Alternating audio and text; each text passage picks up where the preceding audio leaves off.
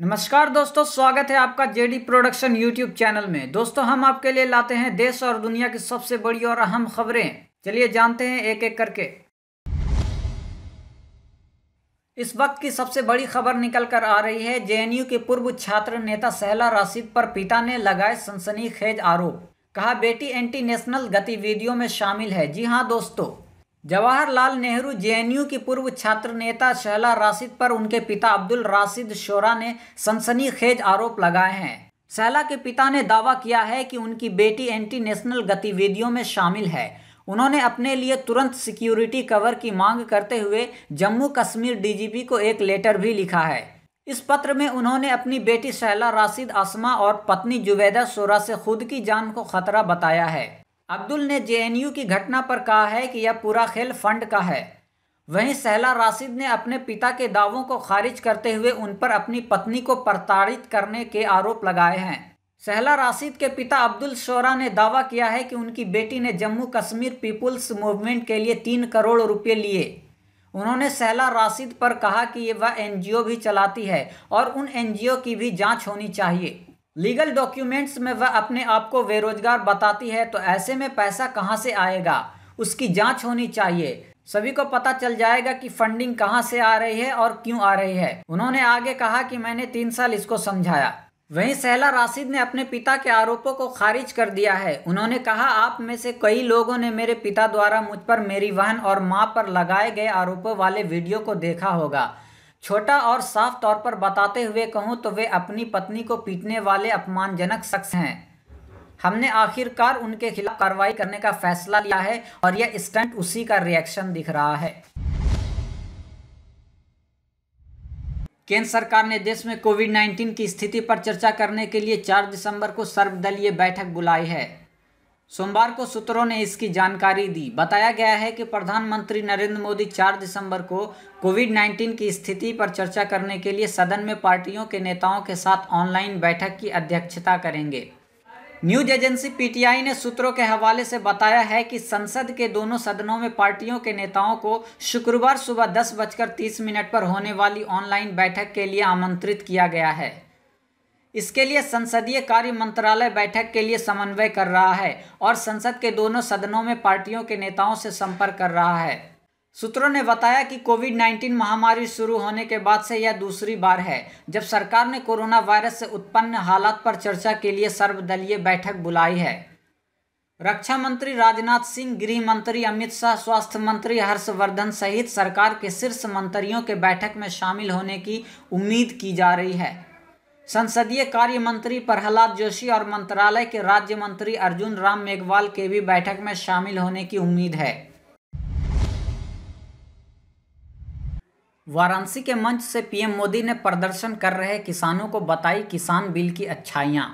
वाराणसी में आयोजित दीपावली महोत्सव के दौरान प्रधानमंत्री नरेंद्र मोदी ने मंच से दिल्ली में प्रदर्शन कर रहे किसानों को भी संदेश दिया। उन्होंने कहा कि जो किसान सीमा पर प्रदर्शन कर रहे हैं वो गलतफहमी का शिकार है, उनको बरगलाया गया है। यदि किसान बिल की बारीकियों को समझा जाए तो यह सब उनके फायदे के लिए ही किया गया है, मगर विपक्षियों ने किसान को बरगला दिया है, उनको गलत चीज़ें बताई गई है और बिल की अच्छाइयों को पूरी तरह से छिपा लिया गया है। लेकिन अब छल से नहीं, गंगाजल जैसे पवित्र नियत के साथ काम किया जा रहा है। उन्होंने कहा कि एक राज्य में तो वहां की सरकार अपने राजनीतिक स्वार्थ के चलते आज भी किसानों को इस योजना का लाभ लेने नहीं दे रही है।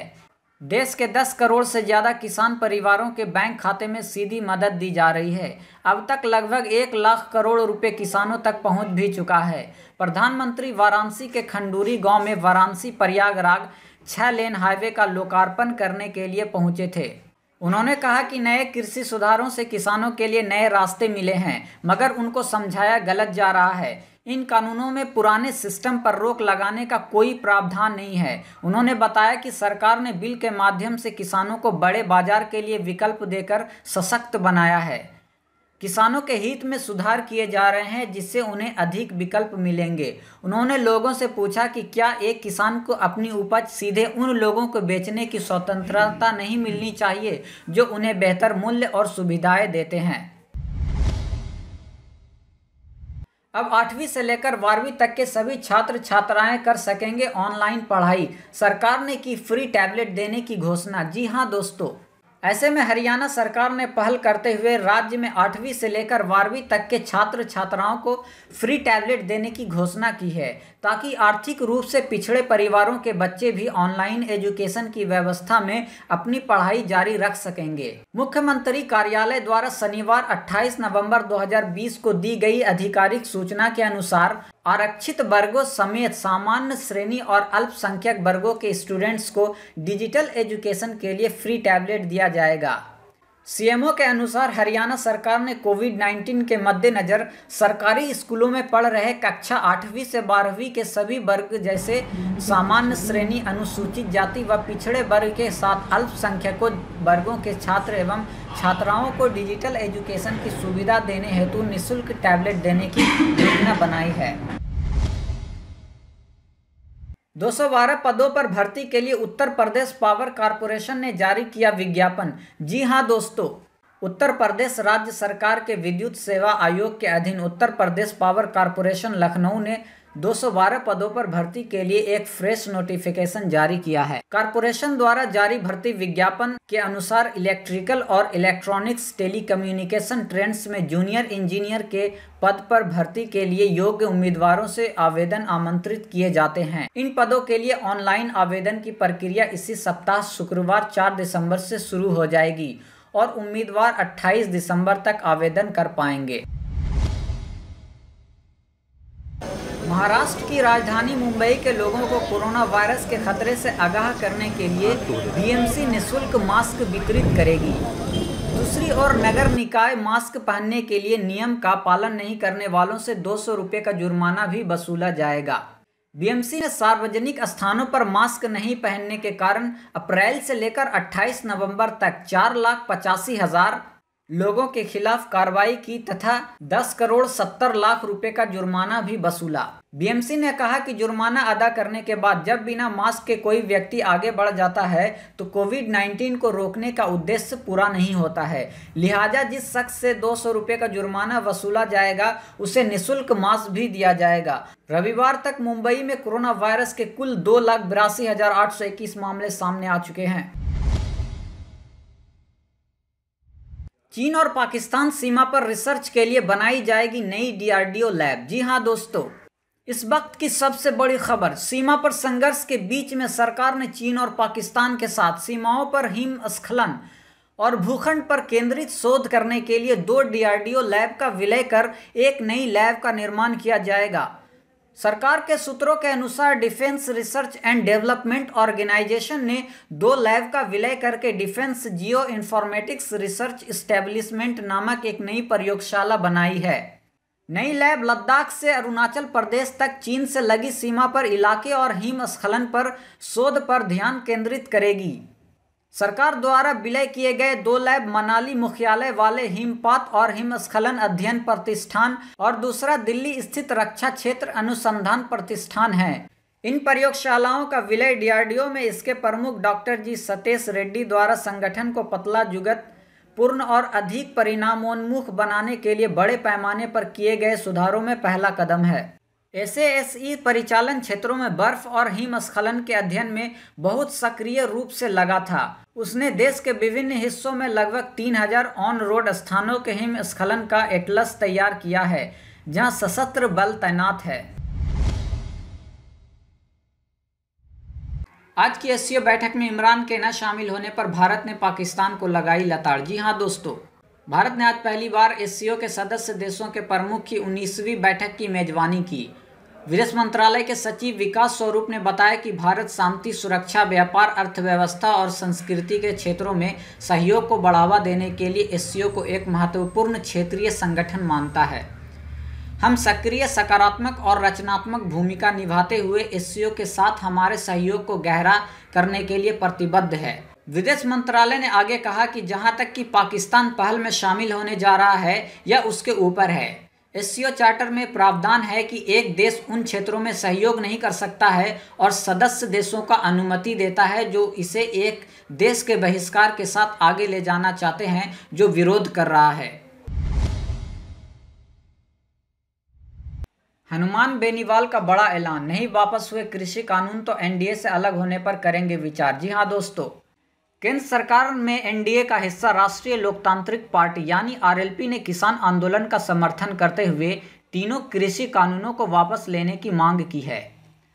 आरएलपी के संयोजक और राजस्थान से सांसद हनुमान बेनीवाल ने ऐलान किया है कि यदि ऐसा नहीं किया गया तो वे एनडीए में बने रहने पर विचार करेंगे। सांसद हनुमान बेनीवाल ने केंद्रीय गृह मंत्री अमित शाह को किसान आंदोलन के मुद्दे पर चिट्ठी भी लिखी है। उन्होंने कहा है कि तीनों कृषि कानूनों को वापस लेने के लिए तुरंत काम करें। उन्होंने लिखा, भीषण सर्दी और कोरोना काल में देश का अन्नदाता आंदोलन कर रहा है जो कि शासन के लिए शोभनीय नहीं है। बेनीवाल ने ट्वीट किया, अमित शाह जी से देश में चल रहे किसान आंदोलन की भावना को देखते हुए हाल ही में कृषि संबंधित लाए गए 3 बिलों को तत्काल वापस लिया जाए। स्वामीनाथन आयोग की संपूर्ण सिफारिशों को लागू करे व किसानों को दिल्ली में त्वरित वार्ता के लिए उनकी मंशा के स्वरूप उचित स्थान दिए जाएं। चूंकि आरएलपी एनडीए का घटक दल है, लेकिन आरएलपी की ताकत किसान व जवान है, इसलिए अगर इस मामले में त्वरित कार्रवाई नहीं की गई तो मुझे किसान हित में एनडीए का सहयोग दल बने रहने के विषय पर पुनर्विचार करना पड़ेगा।